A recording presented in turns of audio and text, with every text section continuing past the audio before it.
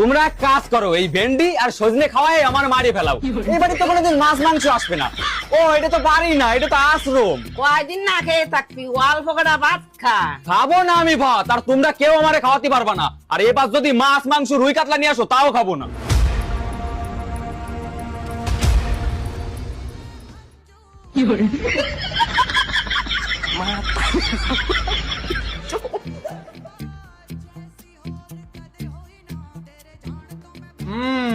বিষয়টা খুব গম্ভীর, শরীরটা খুব দুর্বল হয়ে পড়েছে। খাওয়া দাওয়া কি ঠিকঠাক করে না? দুর্বল তো হবেই, 4-5 দিন খাওয়া করে না, শরীরটা তো কর গেছে।